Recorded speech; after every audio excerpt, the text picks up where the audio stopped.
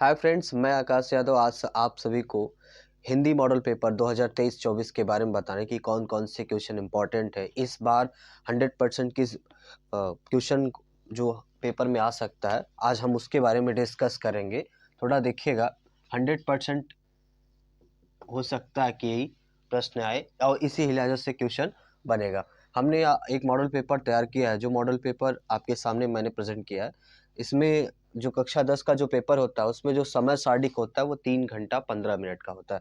अब इस 3 घंटे 15 मिनट में हम लोगों को जो है लगभग नोट 20 बहुविकल्पी प्रश्न करते हैं। अब बहुविकल्पी प्रश्न में जो है 20 प्रश्न होते हैं और सबके एक एक नंबर होते हैं। और उसके बाद हम सीधे चलते हैं इस पे। देखिए यहाँ पे एक प्रश्न लिखा है कि निम्नलिखित गद्यांशों के आधारित प्रश्न बताइए।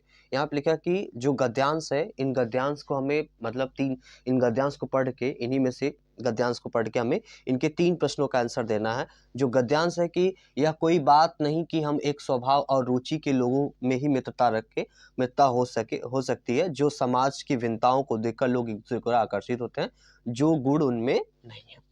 अब इस प्रश्न को जब हम गद्यांश को पढ़ेंगे तो उसमें मुझे एक थॉट मिल जाएगा कि ये किस पाठ से लिया गया। हालांकि इसमें जब हम पढ़ेंगे तो मित्रता शब्द मिल गया। अब मित्रता शब्द मिल गया तो हमें ऐसा आभास हो रहा है कि ये जो है मित्रता नामक पाठ से लिया गया है।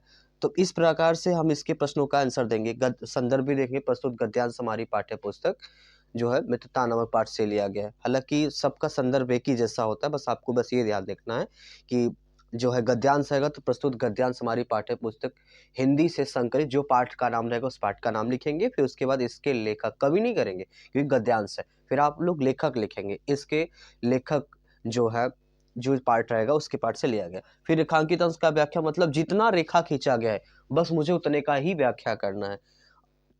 और तीसरा प्रश्न क्या है कि विभिन्नताओं को देखकर लोग एक दूसरे पर क्यों आकर्षित होते हैं। इसमें पढ़िए, इसमें लिखा है कि विभिन्नताओं को देखकर लोग दूसरे पर क्यों आकर्षित होते हैं। तो इसमें लिखा है कि विभिन्नताओं को देखकर लोग दूसरे पर आकर्षित क्यों होते हैं। जो समाज में विभिन्नता को देखकर लोग एक दूसरे आकर्षित होते हैं, उनमें कोई गुण नहीं होता है, हम में से कोई गुण नहीं होते। मतलब इसमें से पढ़ के आपको खुद के आंसर देना है। इसका दूसरा प्रश्न है किसी भी एक का जीवन परिचय, गद्यांश और पद्यांश दो में से जीवन परिचय आता है। हालांकि ये 6 नंबर का था और जीवन परिचय आपका कितना है, गद्यांश में जो जीवन परिचय होता है 5 नंबर का, और पद्यांश के भी जीवन परिचय कितने नंबर का थे, 5।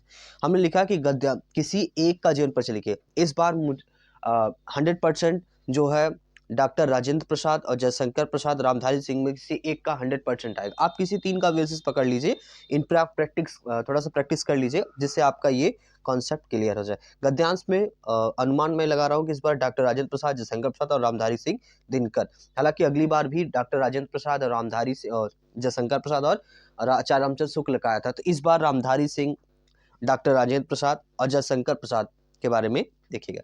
कवियों में से किसी एक का जीवन परिचय लिखिए। अब देखिए, एक बार गद्यांश का भी होता है, अब एक बार पद्यांश का होता है। अब पद्यांश वाले में क्या करेंगे, पद्यांश वाले में जो जीवन परिचय होगा वो भी 5 नंबर का आता है, लेकिन इस बार किसका रखेंगे, तुलसीदास का, सूरदास का, सुमित्रानंद पंत का। हालांकि अगली बार महादेव वर्मा का आया था।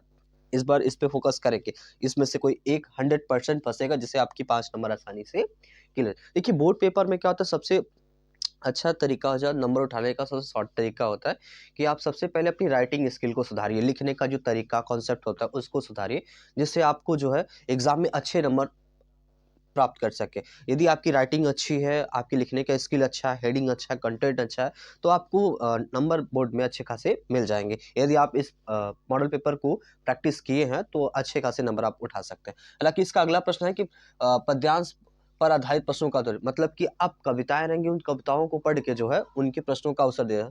पद्यांश में भी संदर्भ लिखना होगा। देखिए, चरण कमल बंदो हरिराई जाके केवल, इसमें क्या, ये कौन से पाठ से लिया गया है, ये जो है आपके पहले पाठ पद पाठ से लिया गया। इसके लेखक कवि जो है सूरदास जी है।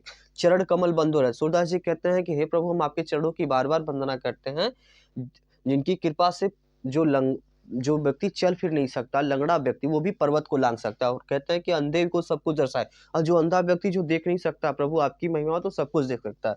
और बहिरा सुने, गूंगापन बोले, और जो व्यक्ति सुन नहीं सकता, बोल नहीं सकता, वो भी सुनने बोलने लगता है। सूरदास जी का ये चैप्टर है। इसमें इसका संदर्भ होगा कि प्रस्तुत पद्यांश, गद्यांश होता था तो प्रस्तुत गद्यांश करते थे, लेकिन यहाँ पे क्या करेंगे, प्रस्तुत पद्यांश हमारी पाठ्य पुस्तक हिंदी से संकलित पद नामक पाठ से लिए, इसके रचयिता या कवि लिखेंगे। ध्यान रखिएगा, लेखक नहीं लिखेंगे, रचयिता या कवि। कौन है? सूरदास जी। अब रेखांकित अंश में बताओ, जितना रेखा खींचा रहेगा, मान लीजिए यही रेखा खींचा है, अब मुझे इतने का व्याख्या कर, जितना रेखा खींचा उतने का ही आपको व्याख्या करना है। अब तीसरा प्रश्न, पंक्ति में कौन सा अलंकार है? भैया किसी की रूपरेखा को देखकर बता दो, रूपक अलंकार होगा, उसमें क्या होगा? रूपक अलंकार, भेदभावना के ऊपर। अब पांचवा प्रश्न है, संस्कृत खंड काव्य में से किसी एक का श्लोक आपको, जैसे कि मॉडल पे जो आपके भी प्रश्न पत्र रहेंगे, जो भी पेपर रहेंगे, उस पेपर में संस्कृत में भी कुछ श्लोक रहेंगे, तो आप उस संस्कृत के श्लोक को जो आपके पेपर में आया उसको नहीं लिखना है, जो आपको याद है उससे थोड़ा सा अलग एक दो ठो याद कर लीजिए। जैसे संस्कृत में जो भी श्लोक आए, आप इसको 2 नंबर आसानी से गेस कर सकते हैं। ये और यहाँ पे देखिए, तुमुल खंड पे सारांश मतलब मैंने लिख दिया है, लेकिन आपको बस बेसिक ध्यान देना कि हर जिले का अलग अलग होता है। तो आप, ये भदोही जिले का है तो हमें इसमें लिखा तुमुल खंड पर आधारित सारांश लिखिए, ये 3 नंबर का आता है। मतलब ये अपठित है, मतलब आपके पाठ में दिया है, उसको पढ़ के आप सबके अलग अलग कॉन्सेप्ट होंगे उसका पढ़ लीजिएगा। प्रश्न नंबर 7वां देखिए, किसी एक विषय पर निबंध लिखिए। देखिए, निबंध बहुत ईजी है, निबंध से आप बहुत अच्छा खासा नंबर उठा सकते हैं। निबंध लिखने का जो कॉन्सेप्ट होता है, मतलब सभी, मतलब हेडिंग बाय हेडिंग आप अच्छे से कॉन्सेप्ट करिए, और निबंध आसानी से बना के, मतलब 2 पन्ना 3 पन्ना लिखिए। ज़्यादा से ज़्यादा निबंध लिखेंगे तो आपका नंबर अच्छे से गेस उठा, लेकिन राइटिंग सही होनी चाहिए।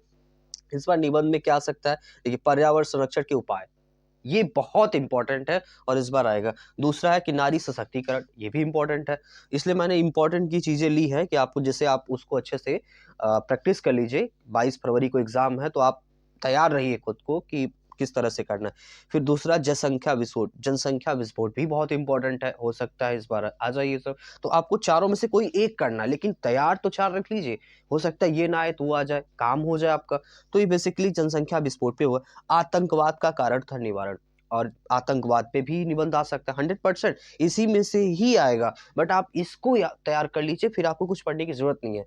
फिर उसमें देखिएगा, 2 प्रश्नों के उत्तर संस्कृत में, मतलब 3 से 4 प्रश्न दिए रहेंगे, संस्कृत में रहेंगे। अब उसका प्रश्न ही आंसर जो है, प्रश्न पढ़ के उसका आंसर संस्कृत में लिखिए। जैसे चंद्रशेखर का अस्थि, चंद्रशेखर कौन था? चंद्रशेखर एक क्रांतिकारी था, उसका आंसर दे सकते हैं।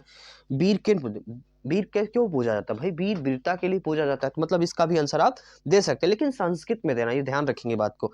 9वां प्रश्न क्या है? हिंदी में हिंदी में एक पत्र लिखना है। मतलब कि देखो, हालांकि कभी कभी लेटर लिखने के लिए आ जाता है, जैसे कि मान लीजिए बोल दिया जाए टिकट काउंसलिंग, जो शिकायत दर्ज है उस पे लेटर लिखना, अपने मित्र को जो है इनविटेशन कार्ड देना, उस पे पत्र आ सकता है। या एक तरीके से परीक्षा फीस के लिए भी आ सकता है, या स्कूल में जो भी फंक्शन प्रोग्राम होते हैं उन पे कराने के लिए भी पत्र आप लिख सकते हैं, उस पर प्रैक्टिस कर लीजिएगा।